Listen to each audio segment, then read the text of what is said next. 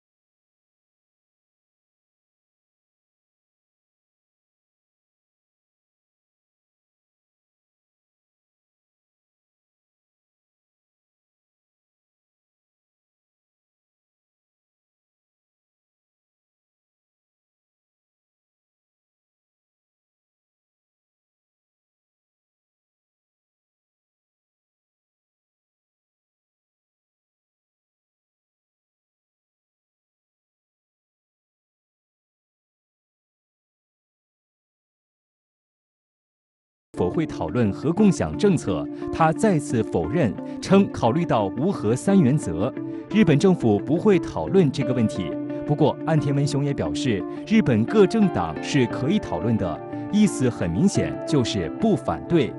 对此，中国外交部阐明了中方的立场，称这充分暴露出日本国内军国主义势力阴魂不散的危险动向。日本作为不扩散核武器条约无核武器缔约国，应切实履行核不扩散国际义务。近段时间以来，日本国内连续出现违背本国无核3原则的危险声音，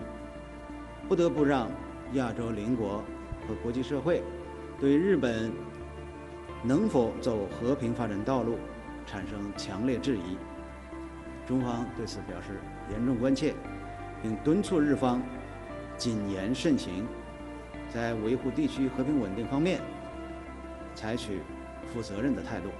对此，有评论指出，安倍晋三关于核共享的表态，绝不仅仅是他的一家之言，甚至不排除日本政府在利用他卸任首相的身份，就拥核问题进行投石问路，借此看看国内、国际，尤其是美国的态度。就是安倍之所以提出这个核共享，我个人觉得他的这个信号可能是反映出日本对于美国的安全承诺是否可靠不太放心，所以说安倍的意思是通过核共享，日本至少在美国是否核报复，然后怎么核报复这个问题上，他希望日本能有一定的这个发言权，来增强美国对日本的这个安全承诺的可靠性。但是呢，就是站在美国的这个角度，我觉得他的这个把握并不是很大，或者说短期内是难以实现的。那么，所谓核共享是什么意思呢？北约国家中只有美英法3个拥核国家。然而，从冷战开始，美国就与多个北约国家签订了核共享协定。根据该协定，北约所有成员国都被纳入核武保护伞之下，核武器理论上可以被部署在任何一个成员国的国土内。美国白宫国家安全委员会一名成员曾称，北约核共享使无核武器的北约伙伴实际上成为战争时期的核大国。在这个冷战时期的这个核共享，其实是美国和他的盟友，主要是欧洲国家，也包括加拿大。美国和欧洲盟友是在北约的这个框架下去协商什么时候使用这些前沿的核武器，然后在哪里使用。那么他当时的这一个背景是，就是苏联的常规军力一直来说是比较强，然后美国就想是在比如说，如果说苏联当时入侵，比如说德国，就会可能会在德国国土上去使用核武器。那么站在德国的角度，一方面担心说美国愿不愿意为了保护自己使用核武器，然后站在美国的角度，可能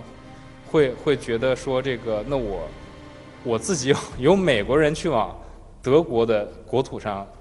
这个石油核武器，可能也会有一定的问题，所以就建立的这么一个机制，这是有它特殊背景的。所以说，用它去这个减少核威胁，其实是不成立的。相反，是增加了这个双方都使用这个核武器去进行战争的这种可能性。